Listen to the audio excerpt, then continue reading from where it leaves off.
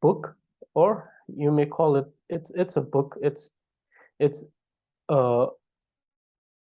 an analysis on the Tibetan history by Muge Samde, one of the Tibetan scholar, and it's a very concise. So it's a very concise text or a book which talks about how the actual establishment and the development of the current Tibetan culture, which also consists of the Tibetan language, the current Tibetan system of writing, which consists of the Tibetan Buddhism. So yes, so what I will do is at the end of everything, I will be providing. So there will be some names in this too. So like I said, whatever that is being taught here in the class will be in the quiz and will be there in the assignments. So the names and important dates, and important numbers that I state will be there. So we're going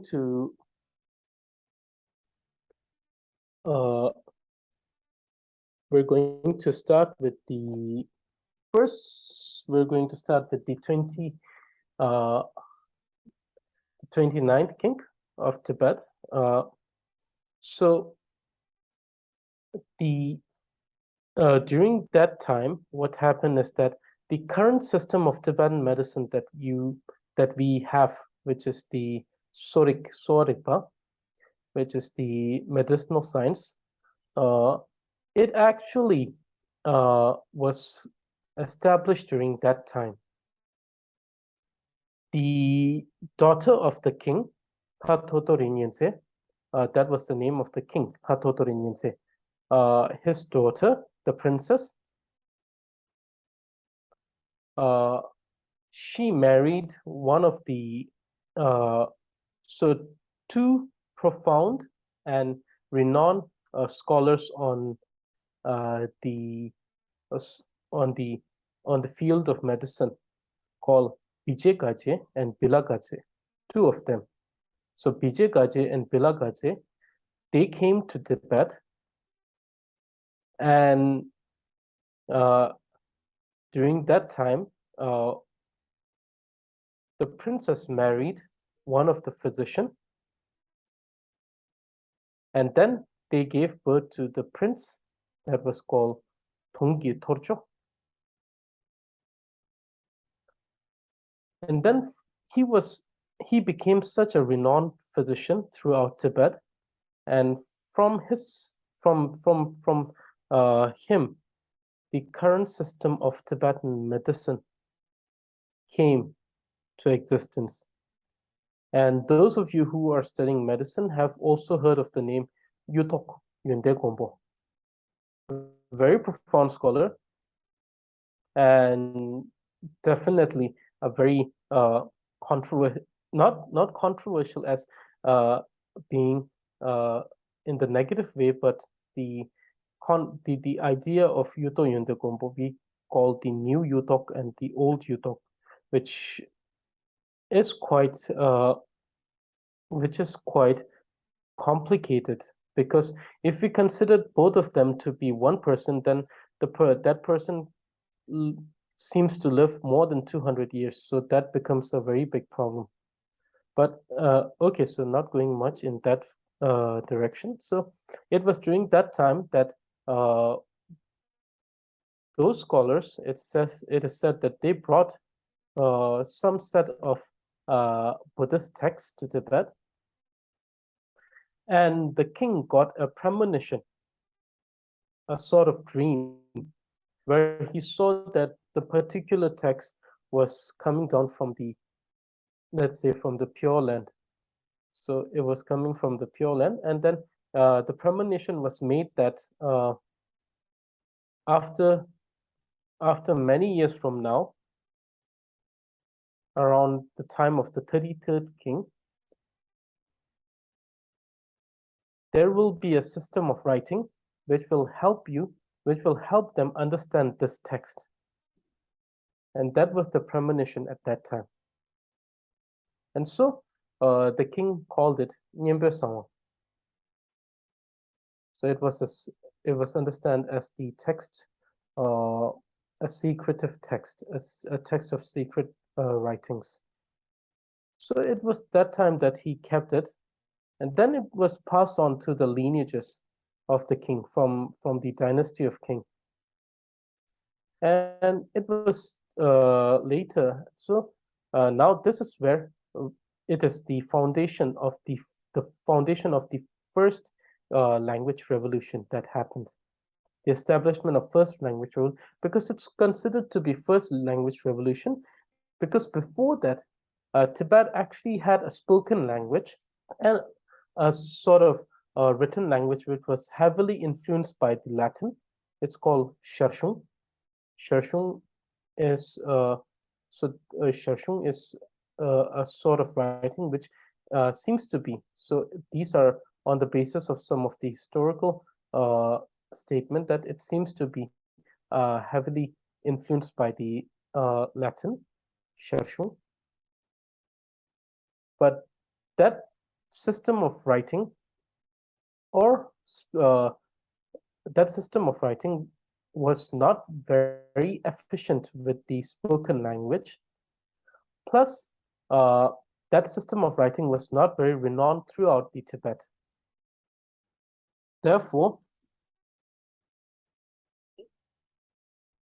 yes, it is the Latin language. So it was heavily, because definitely at those times, it seems that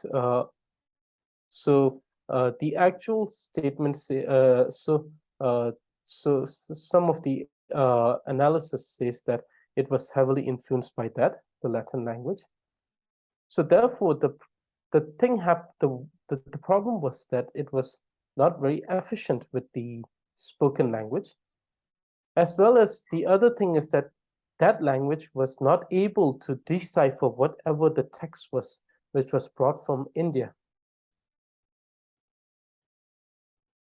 So it's during the 33rd king, where around the 7th century, I think. So it's the 7th century, during the 33rd king, when the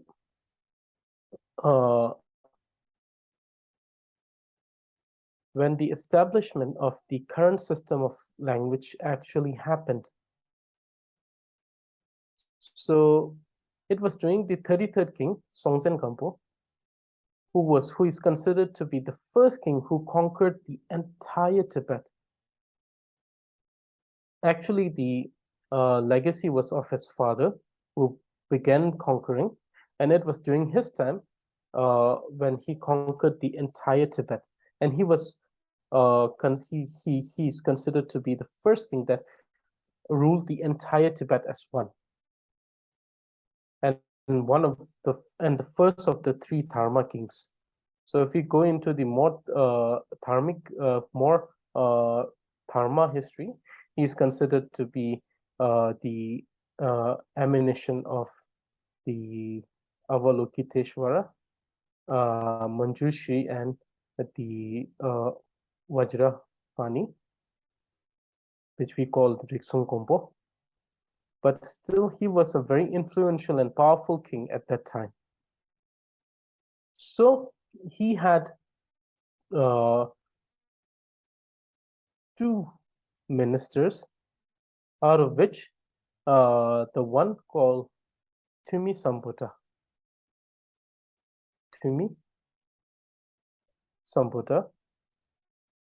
He was sent to India with 16 other companions during that time. So please keep in mind that I'm trying to make it as concise as possible. So there will be many details that won't be told right now. So If you're interested, I will provide you with the names of the books which you can check to gain more understanding of this. So, continuing this, it was his minister, Timisambutta. So during the reign of Tibetan dynasty, the Tibetan Empire, there are 7 ministers who are considered to have great legacies. And out of these 7 great ministers, one of the minister who is considered to have contributed greatly towards their kingdom is considered to be Timisambutta, or Anu, sometimes also written as Anu. So therefore, Timisambutta, he, along with 16 other companions, were sent to India.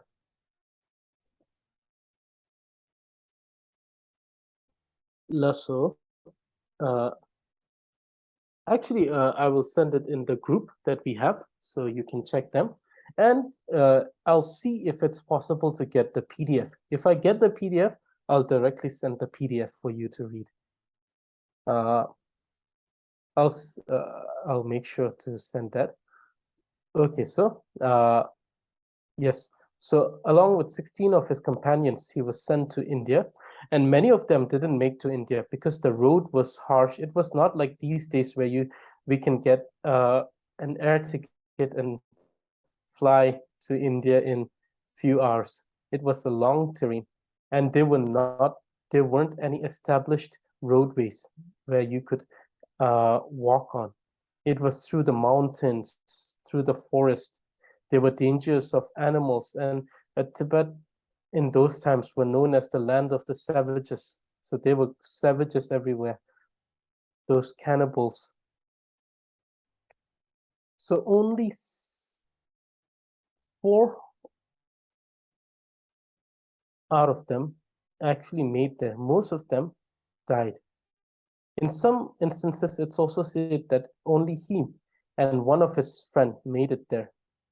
And his friend didn't return. His friend didn't stay long. Returned back shortly, because India, in comparison, Tibet was a very hot and humid place. So the difference in the temperature was too great. They couldn't adapt to that weather. So many died because of diseases, because of heat waves. And then afterwards, Timisambutta, when he reached there, he studied under many of the teachers, out of which he regards 2 to be the greatest of all of his teachers. One is the Brahman Lijinkara, Tamsi Lijinkara, or Brahman Lijinkara, and the other one is Harikpa Singhe, Deva Vidya Simha. So 2 of these were considered to be his greatest teacher, from whom he studied the grammatical text that we have discussed, which was also the one that Yangchen Dorje studied, the Kalapa, the Vyakran Kalapa, the Vyakran Panini, and then Chandrava. And upon that, he also studied other texts by Indian scholars, and he also studied Buddhism there. And after many years of studying in India, he returned back to Tibet.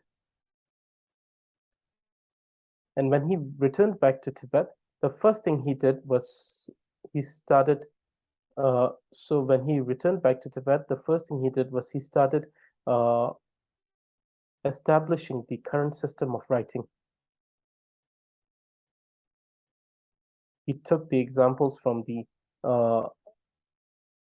consonants of the Sanskrit and the vowels of Sanskrit, and then he started writing and establishing the current system of writing that we see now. After he has established it, after the establishment of this system of writing, in the beginning, he introduced two types of writing. The first one is the Ujjain, the one which has the head that normally we use in the chart or the materials that I sent, Ujjain, and it is derived from the Sanskrit lipi. We call it lipi, Sanskrit writing system, also known as the writings of the gods. And then the other one, which is Ume, it's the other type of writing that you see in Tibetan, which we don't use in the in our class, but the other type of writing, Ume, was derived from the Urdu, the language of the Nagas. So therefore, from that, Tumisambuddha derived the two types of writings.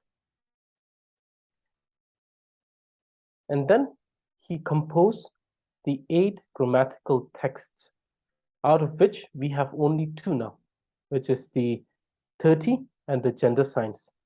And currently we're studying the commentary of 30. The other important thing that happened during that time is the translation. So great translations were carried out at that time. Translation of all the 5 great texts of Buddhism, Paramita. They have Paramita, they had the Madhyamika, Abhidharma, Vinaya, and then Pramana Vartika, the epistemology. So translation of these were carried out at that time. And then there were also translation of other things. For example, the text, the other text, for example, the text of texts such as the ones of the grammar from India. So it was mostly most of the translation at that time was strongly focused on the text. Later in the 11th century and the 13th century, you'll see that most of the things, such as the Kavya Darsa that we talked about, which is Kavya Darsa, was translated. Similarly, in the 9th and 10th century, you'll see the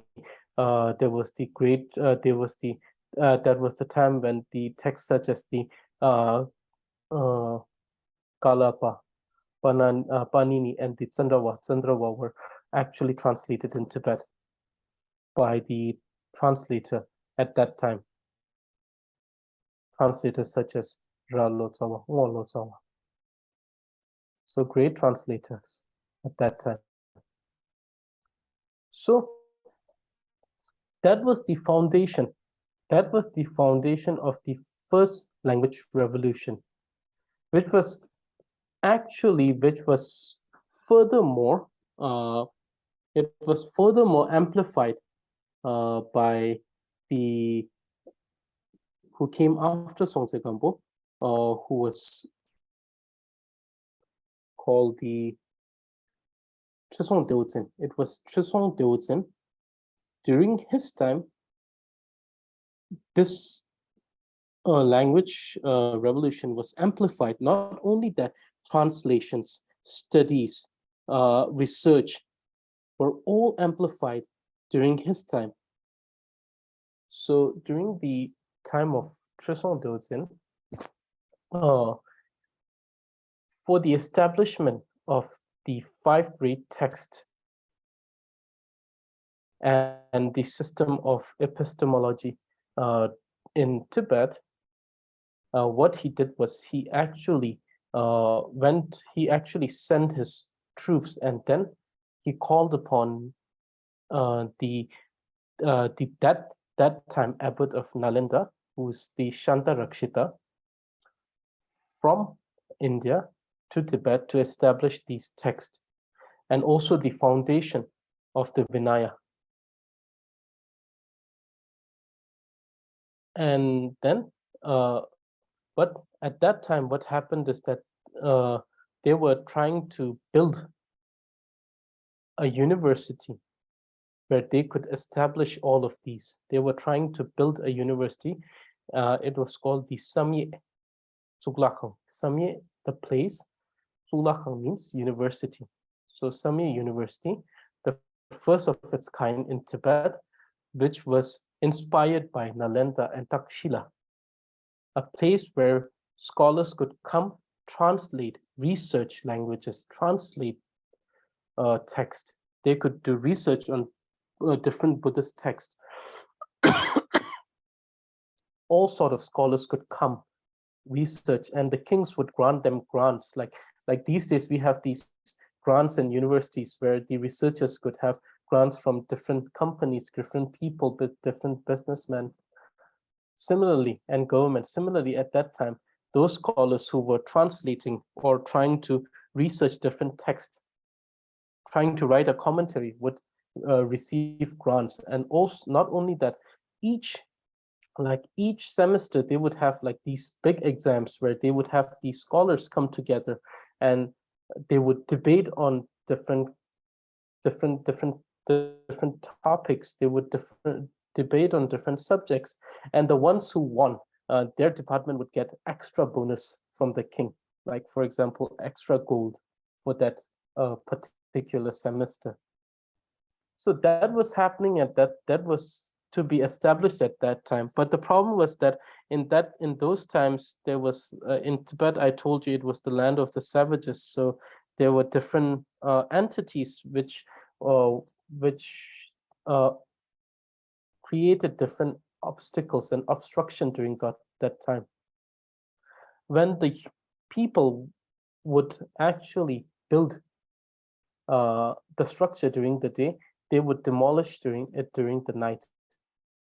And then the king was at the end of his wits, and then he asked his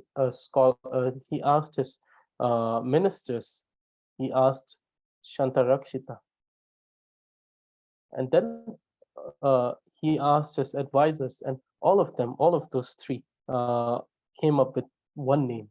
They said, you should go and request the great sage Padmasambhava to come to Tibet and then help you with this problem. And that is the time when the king went, and then he went and requested the aid of the great, at that time considered the great Pandita, the great sage, the great practitioner, Padmasambhava, Mahasiddha, to come to Tibet. And then upon his arrival, what he did was it was from the very beginning when he started coming to Tibet. So the thing was that many people were sent to him with goals and everything. So those people, they requested the help of Padmasambhava. And then at first he said, is this all you can offer me? And then the people started collecting their own jewelries and then offering to him. Then he said, is this all that you can offer me? They started taking off their clothes and everything until they had nothing. And then he said, is this all you can offer me? And they said that, oh, the only thing we are left with is ourselves that belongs to us. So we offer ourselves to you. And that is the moment when he said, wonderful, now I accept your request and I shall come. Then he sent them on the way. He said, you should go and I will come after you. And then he came after, and as he came towards the Tibet, he saw that many different original deities, many different mountain deities were doing a lot of chaos. And so he started by subduing every one of them. And then before those ministers could reach back to Tibet, he was already there. And then he resolved that problem with the Samye. After which it is said that once the humans would build something in the morning, those entity would build twice as much in the night, during the night. So this is how the establishment of Samye happened. Okay, so then in that university, there was the teaching, the research and everything. Many texts, including many commentaries on Buddhism. 5 great texts of Buddhism were carried there. They invited great scholars from all around to Tibet to carry on their research. And that was the first language revolution. It was during the time of Chisong Deuzhen. It was the foundation started during Songzhe Gampo, but the actual revolution happened. The language revolution happened during the Chisong Deuzhen. So, some examples of the word that was established during that time, right? So first thing, the term before that, there were term like, for example, the first term that they changed was, we have this term now. So what happened is some of the things that were changed during the first translation, the old translation, were changed during the third translation. So therefore, the first thing that they changed was the word teacher. The teacher was changed to jirop. And chinyam was changed to chitar. Zemo was changed to chiwo. Shintu was changed to raptu. So these are some changes that was made during the first translation, the first language revolution. Things like gocha became gocha. Things like trakcha became trakcha. Rinpoche became rinpoche with the cha. So I will send all of these. I will make a document and send all of these in the class group where you can check these. So currently you don't have to make any notes. So the only notes that you have to have is the events that I'm saying. So please make sure that you have those if you're making the notes on the events. Sangpa became Sangpa. And su, which means to bring to welcome the guest, sua. To escort becomes sua.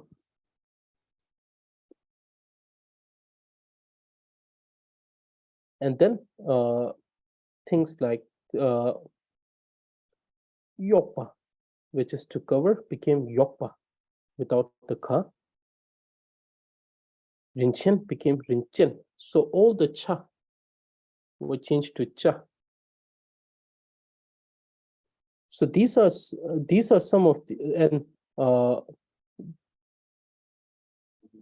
Drowa became kompa. So these are some changes that happened during the first language revolution.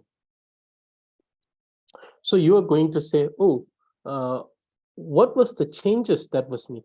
This was the spoken language that was before the system of writing, which was greatly established. And these terms were changed during the first cultural revolution. The first cultural revolution was the change to the former spoken language terms.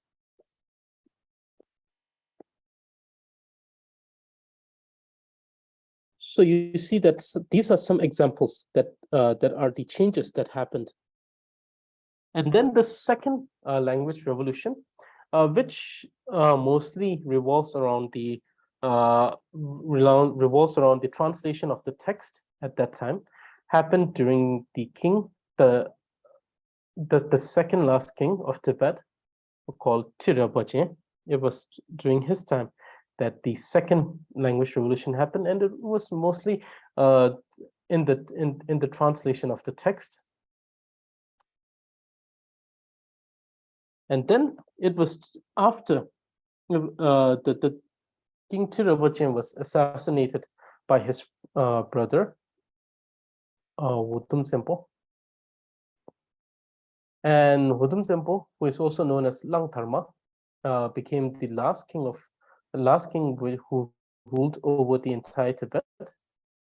So it was Langtharma, at the time of Langtharma, where the most of the text and the translations, and also the 6 out of the 8 grammatical texts were completely destroyed.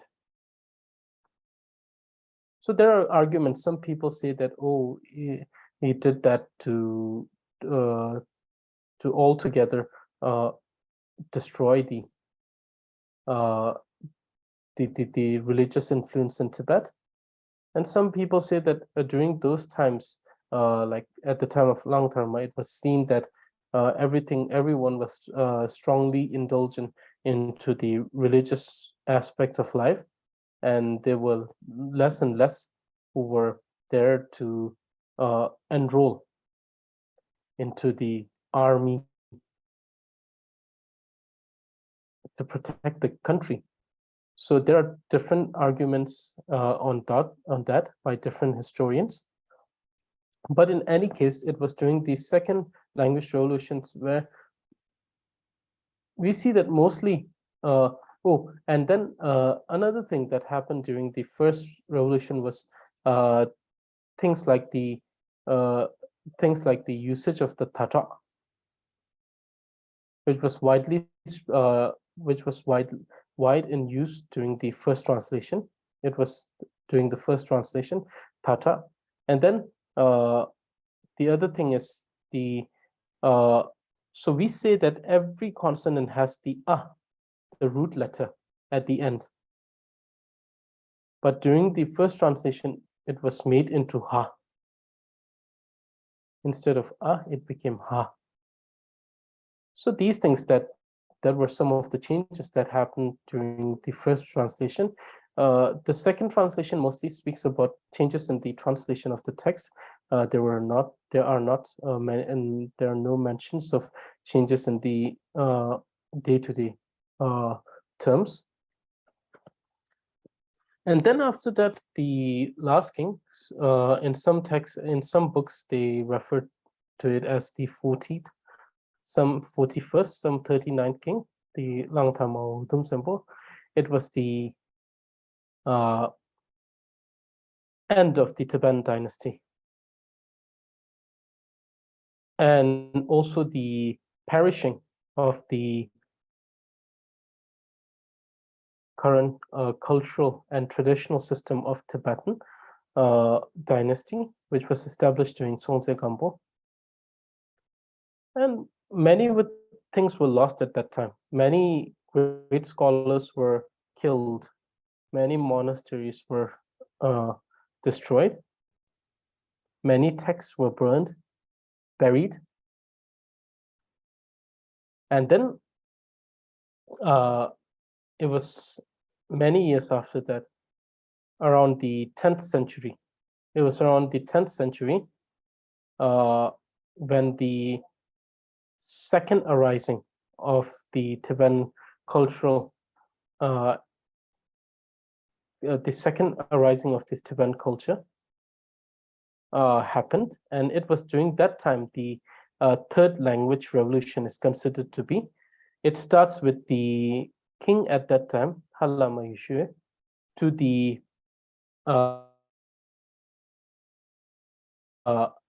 great translator Thamapatra, that we know is the uncle of Yangchen Dorje. It was till that point where we considered it to be the third revolution, the third language revolution.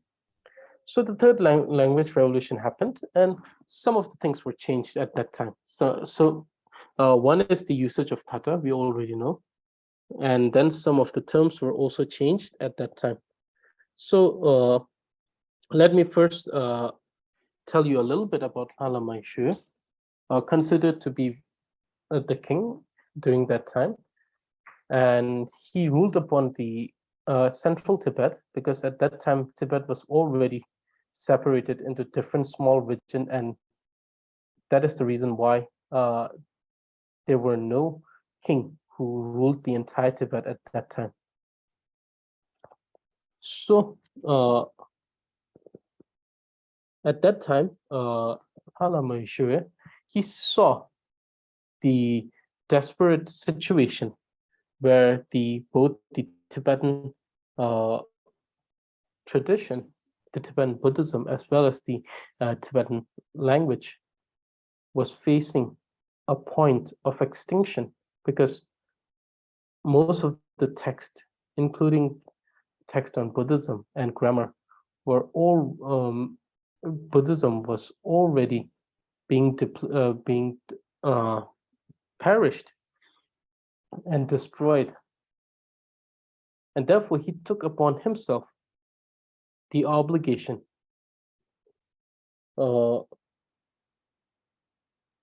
to go and make sure that there was the reestablishment of reestablishment of Buddhism and Tibetan culture in Tibet.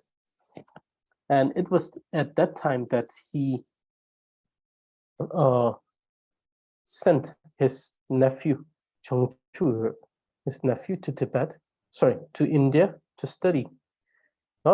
He said that go study, and then afterwards he also sent golds and jewelry with him, so that he could welcome and he could request the abbot of that time. So it was the abbot of that time of Nalanda, Atisha Dipamkara, to come to Tibet and then help him establish Buddhism and establish the lost tradition, which was mainly the Tibetan Buddhism. And it is said that Chenju went there, studied for a few years, became well versed in Buddhism and other field of language such as Sanskrit, and then he came back. He asked Atisha Dipamkara to come with him, but at that time he refused. He refused the request. He said that at that time he would not be able to go. And then when he returned to Tibet, he told that to his uncle, who was the king. And then along the way, he also escorted some of the great translators and translators in Nepal and other places around Tibet, and then brought them to the king so that they could continue translation and everything. But then Halamai Shu thought that it was most eminent that he should ask the help of Atisha Dipamkara to establish the tradition back. So later he went to the neighboring country to collect golds, to request gold from households. And it was at that time, it's called Karlo. It was at that time where he was captured by the king. And then his nephew Chenju came to the king and requested the king to release his uncle, to which the king said that, oh, for that you will have to bring gold, which is equivalent to the weight of your uncle, then I will release him. Chenjue went around each and every place in Tibet to gather gold. And when he was able to gather enough gold, which was almost equal to the weight of his uncle, it was only the weight of the head which was not collected. He told the king, he said, I've almost completed your task. Let me visit my uncle. And it is at that time when he told his uncle that, oh, he has gathered this gold, this much of gold, to which his uncle said, oh, this is wonderful.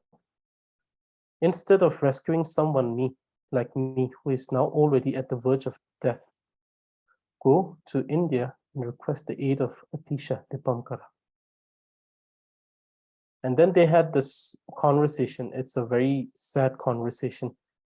And both of them cried in the prison. And afterward, he said his last goodbye to his uncle, and then went to India to request the aid of Atisha Dipankara. To him, he told everything about his uncle, how he sacrificed himself for this, and to which Atisha later said, okay, I shall come with you now. And then Atisha went to Tibet at that time. And then it was then that the re-establishment of Tibetan culture, including Tibetan Buddhism, happened. So this is a little bit about Hala Maheshe. So during his time, the third cultural revolution happened. The third language revolution happened, where he gathered great scholars, great translators, to translate the text, the Buddhist text. And there were changes in some of the, so some examples of the changes in the word. So the first one, so we have chu, ni, shu, right? So we write nekyu ni, chashab chu, or we write sumchu, sashim sum chasham chu. These were changed to ho chasham chu with the inclusion of the prefix, And then another thing that happened was the change of some of the words. For example, we have words such as laok. So halatala anarok laok, which means top and bottom, which was changed to tengok. Satatatare botengateng anarok tengok. Then there were changes of some of the word. For example, we have the word for again and again during the older translation was ker, which was changed to yang. Then there were change of some of the word. For example, samten, which was with prefix ka, was changed to prefix pa. And some of those actually reverted back during the Cultural Revolution of Tibet, which happened in the 1970s to 1980. It was the time when the contemporary scholars actually did some reversion. They revert some of the changes made during the third language revolution back to some of the older ones. And then there were actually changes of some terms like they have terms like ripa, which means thin, to kampo. We have the word kampo, right? Niti kamputu, which means that man is thin. So these were some changes that happened during the third language revolution. So you see, these are the three language revolutions that happened in Tibet, which more or less changed some terms, and definitely during the third translation, there was great emphasis on the usage of the essential fifth non-apparent vowel, which later was reverted during the time of the contemporary scholars. So you see that the historical events led to many different changes in both the Tibetan culture as well as Tibetan language. So the current system of Tibetan language, which consists of some terminologies, for example, during the second language revolution, the first language revolution, instead of me and min, it was nye and nin. Maya tanya nye tanye, maya tanya kibunyin na nin. Nye. These days we say me, madam meta me. Yin is actually yin. So these are some changes that happened along the way. And these days, there are also great influence of the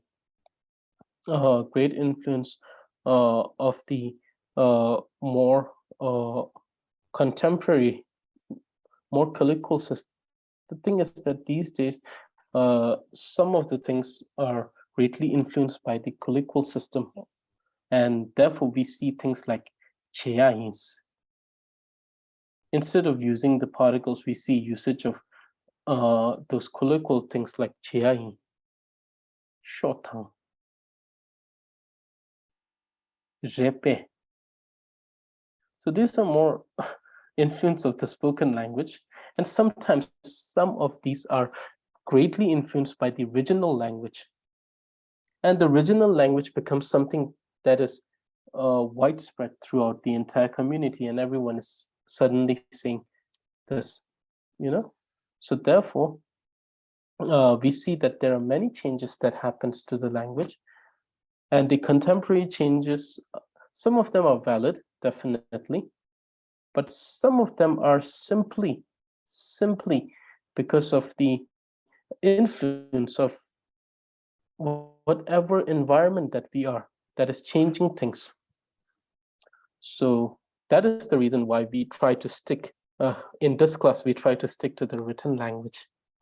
So for us, if there are changes made in the contemporary system which are valid, definitely we adapt to them, including for the spellings. Otherwise, most of the things that we're doing is of the third language revolution. Lasso. So this is a brief. It actually become more than brief. I was thinking of 20 minutes, and it's already 40 minutes and more. So this is something that I that is on that topic.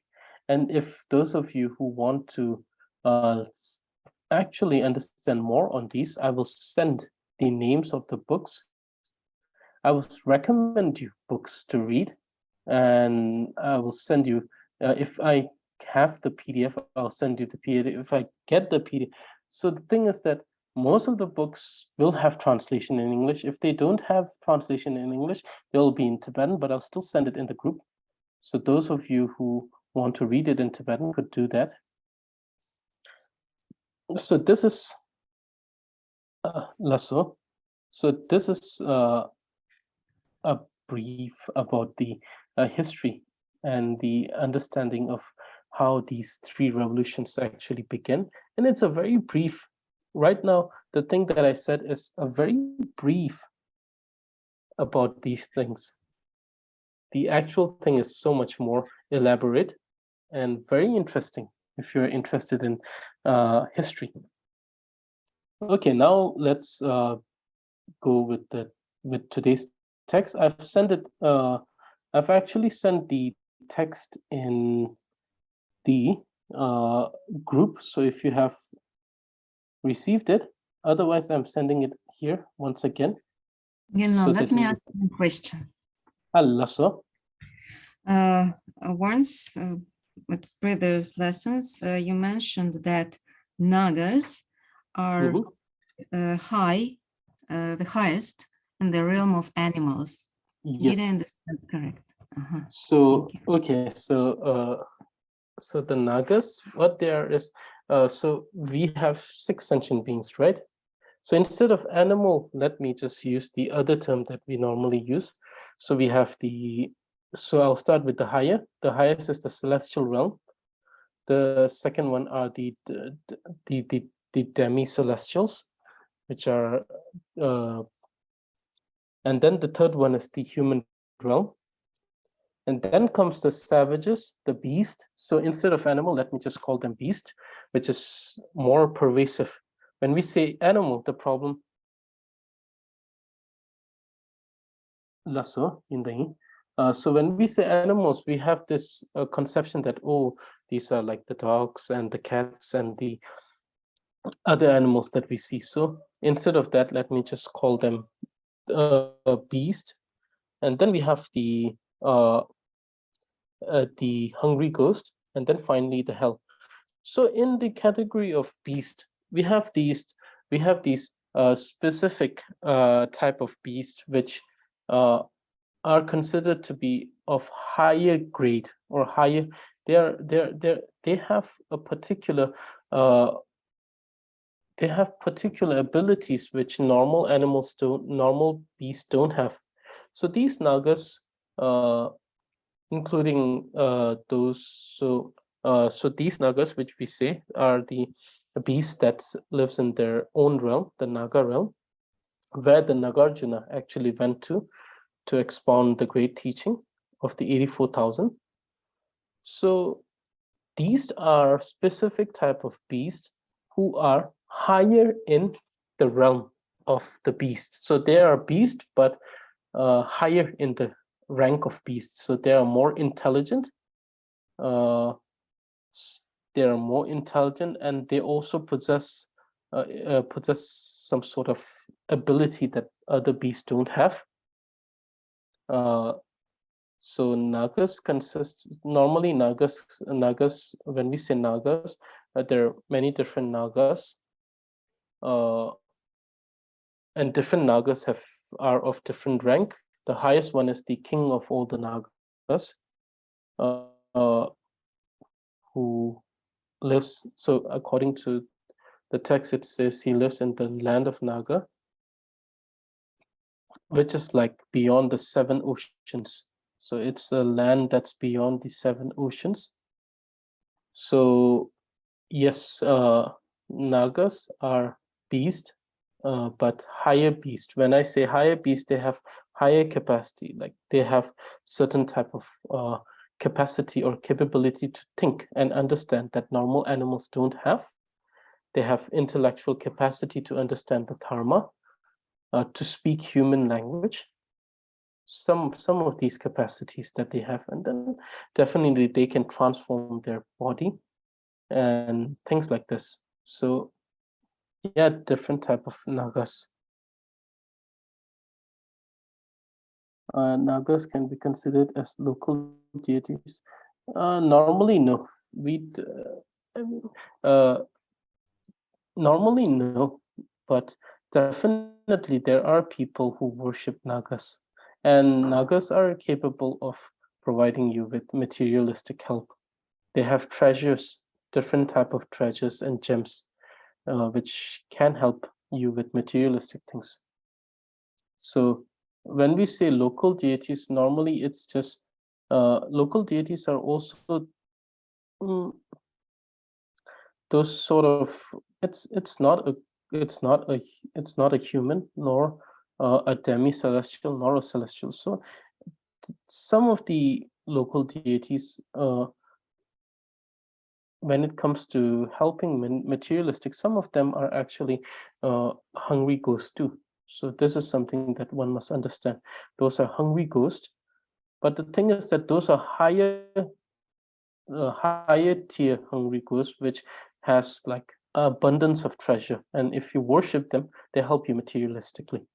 So yes, those are the things. So okay, so now we will try to cover a little bit about the connective particles, so that I could actually give you homework related to grammar also. I will also send the names and everything for this, so that you can actually learn them, dates, events, and names for the thing that I've said. And now let's try to cover a little bit of grammar also.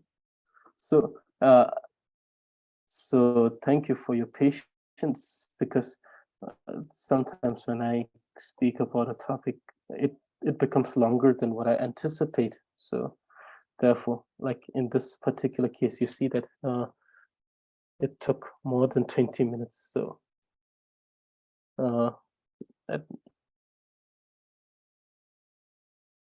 okay, so today we're going to study about another thing that we're going to study is connective particles in grammatical case. Okay, so it doesn't matter if you're not able to cover a lot. Let's just cover a little bit, as much as possible. So what are connective particles? So this is the third type of word, so bound morpheme word. Definition: connective particles are bound morpheme word under word, so they come under the word, so they are bound morpheme word, which means that they cannot convey a meaning by themselves. They have to be associated with another. They have to be associated with another name to actually convey a certain meaning. So the connective particles function as conjoining particles.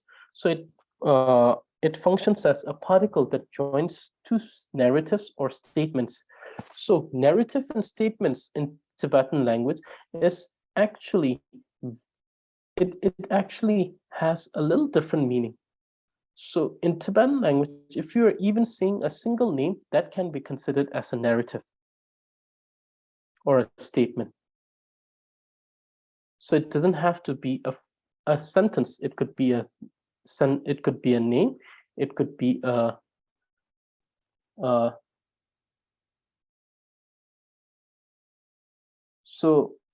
not third type of word. It is the third type of bound word.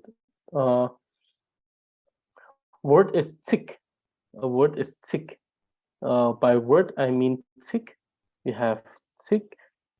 So the third one is so yesterday we said that words are of two types: free morpheme words and bound morpheme words. In the bound morpheme words, last class we discussed the bound morpheme words that we discussed. We discussed the companion word tsikte and the ornamental word tsigen. So tsikte and tsigen, and the third one was tsikte, the connective particle. So the third one is the connective particle, which helps in conjoining two narratives or statement. So in Tibetan, narrative is called jiba.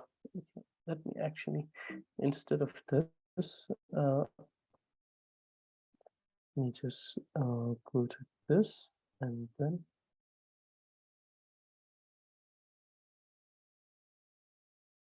let us just go to this, and then okay. So we have just one single slide here. So narrative or statement are called jiba, something that you say or you state. So the narratives are of two types. It could be either so more than two types actually, but they could be either name, they could be a phrase, or they could be a sentence. So these could be a name, a phrase, or a sentence. Ming, Siktup. Siktup is a combination of name, sentence. So for example, here we see that here we use the connective particle, which is tu, nang tu dro. So here we see that tu is a connective particle that conjoins nang, which is home, and dro, which is to go. So we connect to name or ming. Whereas here we say semka te lule. Semka means to be happy. Lule means to sing. So we see that there are two phrases here. And this is the connective particle. Here we see that the connective particle te is joining this phrase and this phrase.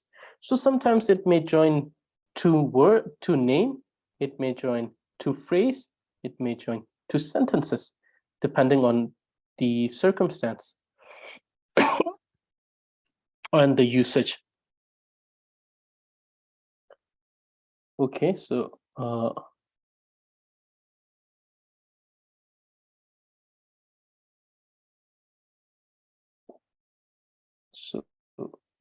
this one.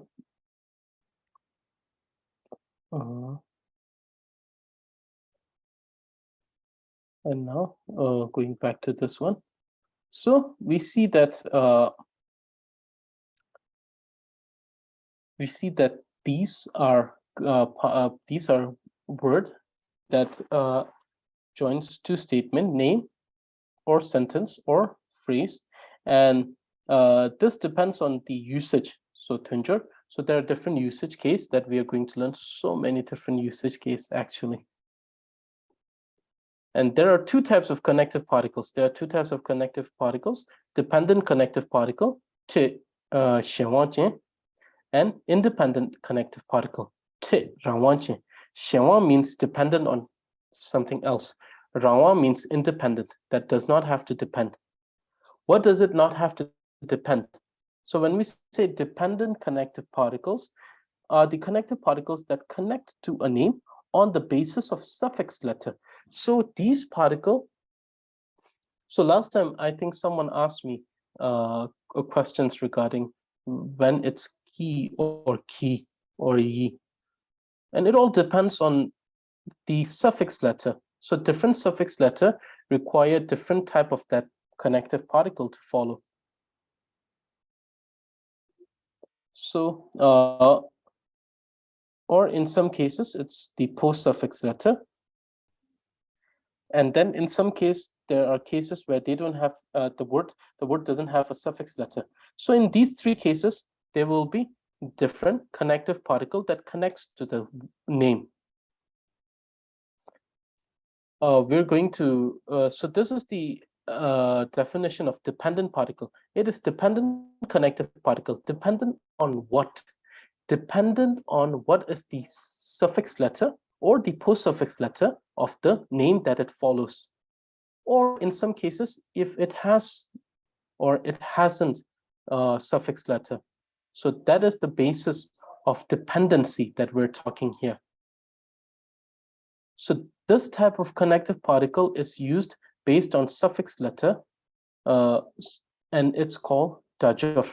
Tunjur means usage case. Dajur means the usage of particle on the basis of suffix letter. So there are two criteria for a connective particle to follow. The first one is the usage case, in which type of sentence, meaning what does that particular, for example, we can have two in different sentence, and different type of sentence could have different meaning for two, and that is depending on what type of sentence we're using it in, and that's called the usage case that we're going to study. Then the other thing is what is the kind of suffix letter to follows, and that is the dajur. Connective particle used based on suffix letter, dajur. Connective particle used on the basis of usage case, tunjur. So two criteria, tunjur, dajur. For dependent particle. For independent particles, since the connective particle doesn't depend on suffix letter to connect to a name, this type of connective particle is used based on the usage case only. So the criteria for the independent connective particle is only based on the usage case, which type of circumstance it's being used in. That's the only thing that is to be understood with the independent connective particle. Whereas for the dependent particle, we have to understand the usage on the basis of suffix letter and the usage case, both of these. And to understand the difficulty, usage case is more difficult than the connective particle used based on suffix letter.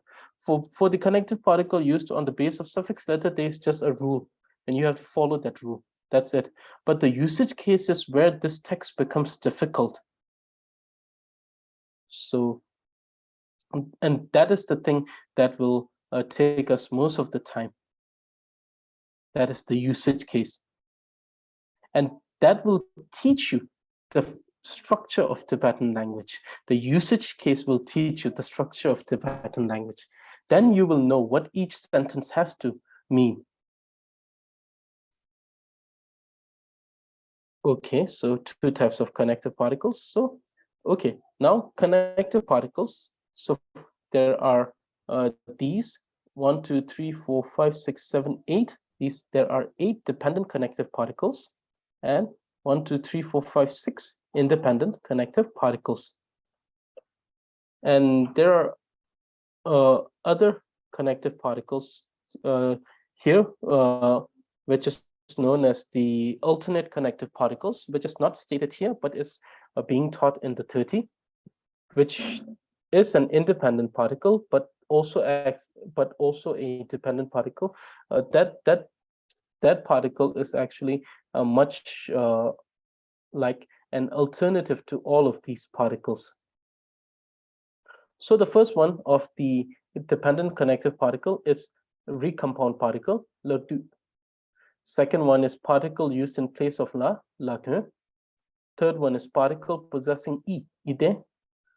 Fourth one is ornamental and inclusive particle, gendu. Fifth one is continuative particles, hakche. Then we have differentiating and inclusive particles, chedu. We have ablative, separating, and emphasis particle, chungkung. Then we have vocative particles, pöda. These 8 are the dependent connective particle, meaning they follow a particular word depending on the suffix letter. Then we have the 6 independent connective particle, teranje, particle of ni, nita, particle of tang, tangta, particle of te, teta, the generalized particle, chita, the possessing particles, takta. So in the last class, we talked about the companion word, and many of you are giving examples such as takpo or shinken, ken. These are all possessive particles. These are not companion words.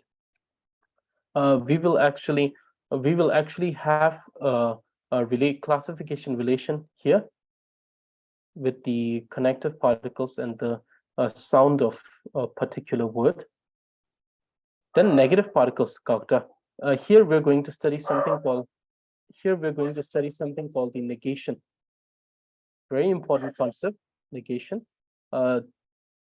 And here we're going to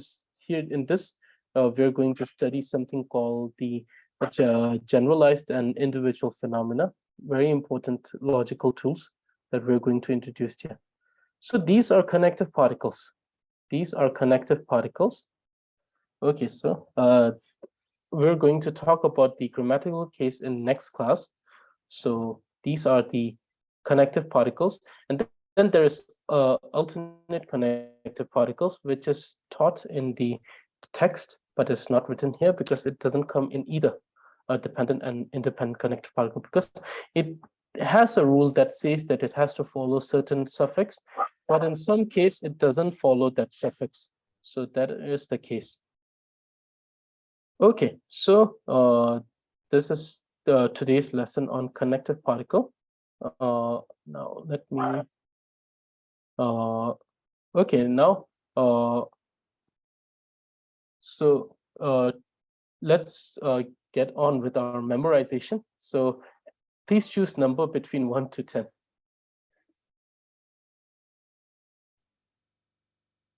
Number between 1 to 10. Those who have already participated do not have to participate, meaning those who have given me the exam doesn't have to give me the exam. Otherwise, please choose number between 1 to 10. Lasso. Lasso. 1 to 10. Numbers between 1 to 10.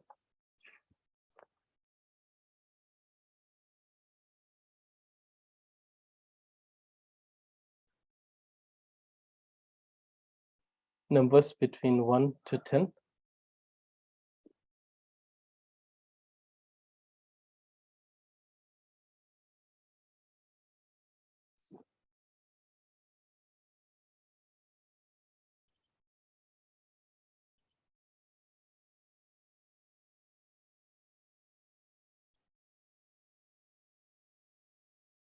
Okay, lesser.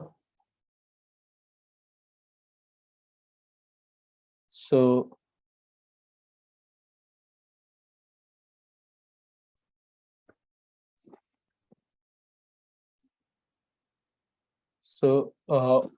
okay, so we have 4 people. Lesser. So I will generate a number between 1 to 10. Okay, 1, 2, 3. Okay, so it's number 3 for today. So it's Peritan, Perila. Perila, you have to read the text. Sorry, you have to recite the text. Yeah, Yes. I'm not ready. Is that the So it's the tree of excellent speech. So you're not ready? Yes, I'm not ready. Is that the Lesser. top? Which one? The tree of It's yes. So you can start from Namo if you have it memorized. Namo Guru. Namo Guru Muju Toshaya. Namo Guru. Oh, Namo Guru Jutoshaya. So Lamo. Yeah, I'm not ready yet. So it's yes. So please continue memorizing. So let me generate another number. It's 7. So it's Urila. So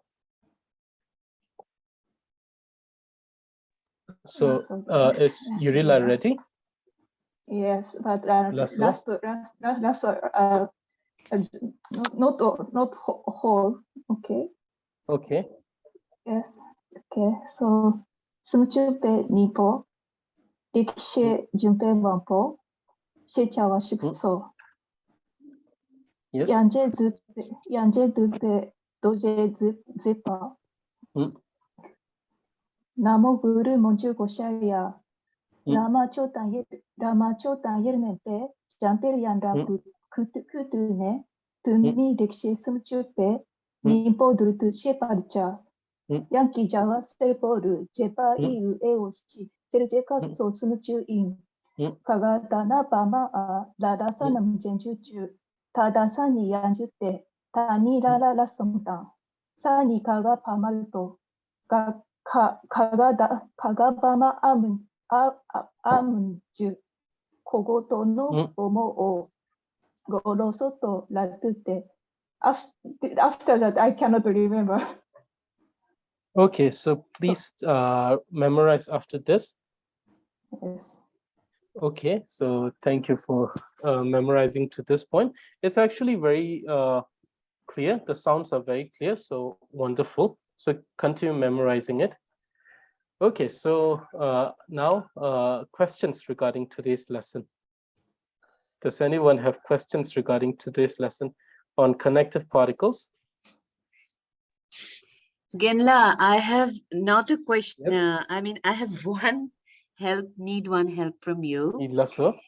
Can you please tell us how to memorize? I mean, this particular text is huge. Okay, so can you please give me the tips as to how to memorize properly?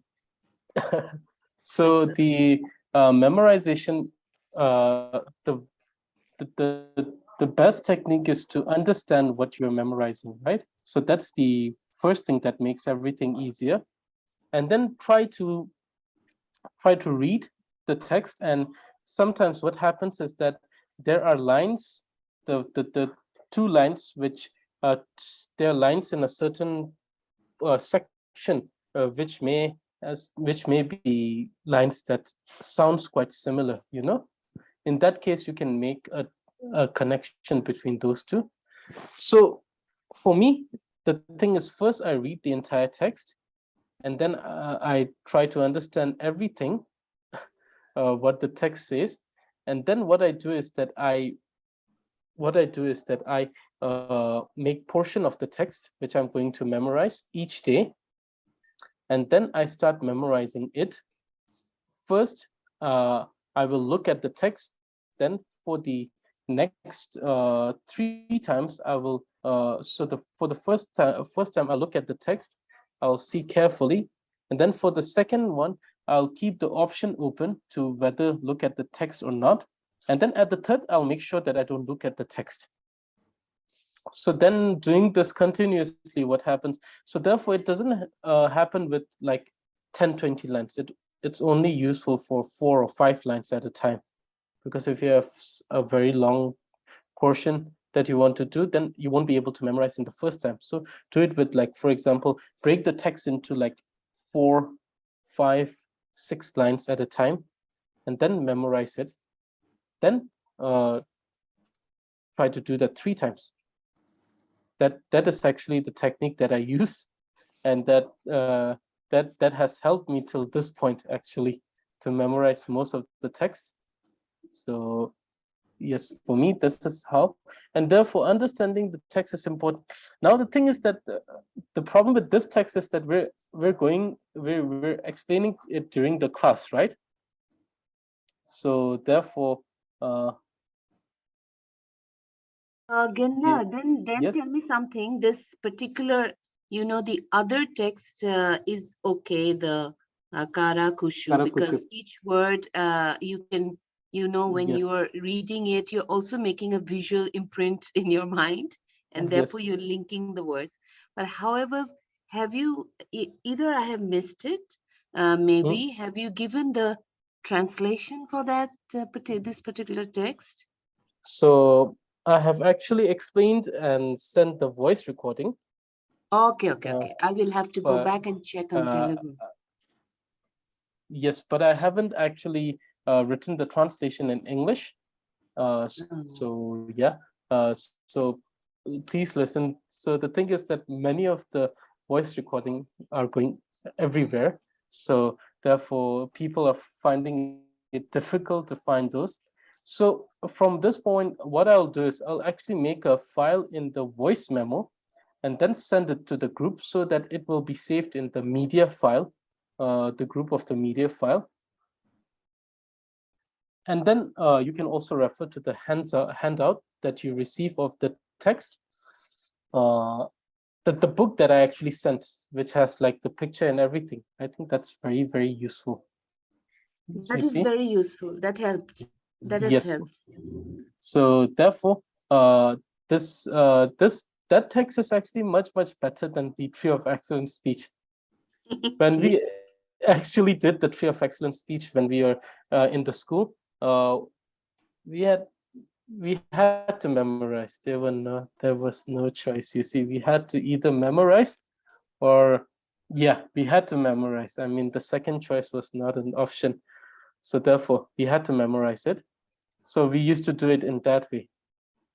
So I mean, you'll have to also do it in that way. I cannot. The thing is that I'm explaining in the class, and that's the only explanation that is of the text. Yes. So the thing is that they have the translation of the Tree of Excellent Speech in the Lotsawa House. So if you want, you can actually check that. That could actually help you a lot because you will understand what you will be reading. So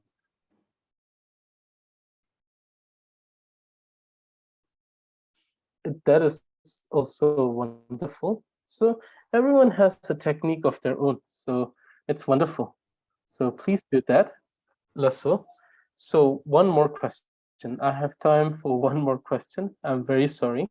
So does anyone have one more question? Genla, I Yes. have a question about the last lesson, Yes. the previous lesson. Okay, let's so. Because I didn't get really the place of Ming-Tsik. Mhm. Like, is it neither a Ming nor a Tsik? So Ming-Tsik is a name. It's a Ming, but it's not a Tsik. So Okay, so still it's a name. yes, it is a name because it comes under the name, right? Because the first question, Mhm. I think you had like when we must answer false or right. I take again the question to be sure to express properly. It was very far.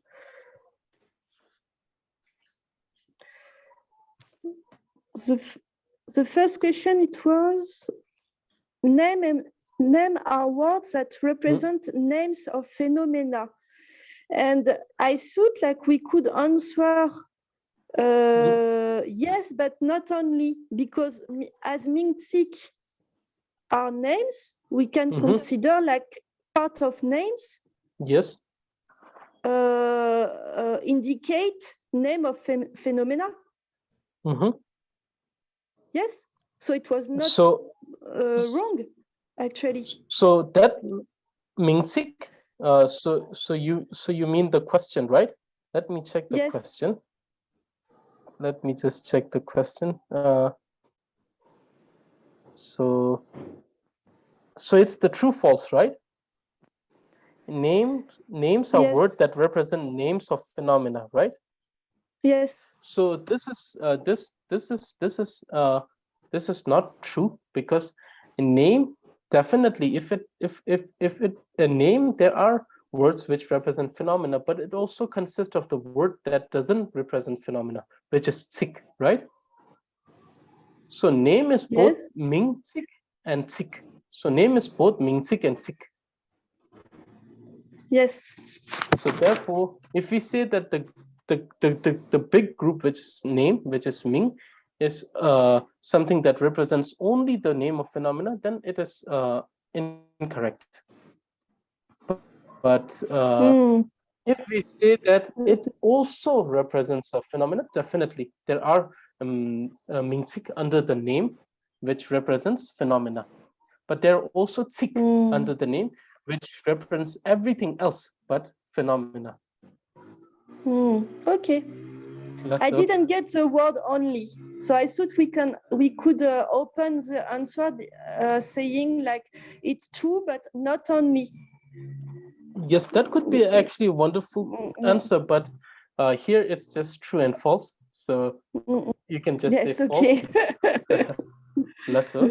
So thank you. Lasso. So this is it for today, and we had an interesting talk about the history, and I hope that, like I always say, I hope that it was not too much information. So I hope you enjoyed the class on the history as much as I did, definitely. And for those of you who are more interested, I will recommend you books. I'll give you the reference of everything that I read on this many years ago, so that you can, and also the concise text also. If there is translation in English, I'll send it in English. If there's no translation in English, I'll send the Tibetan, so that you can refer to those. So this is it for today, and thank you for joining in. Please revise, please memorize, and please study whatever is being taught here. And this is it for today. Thank you for joining in.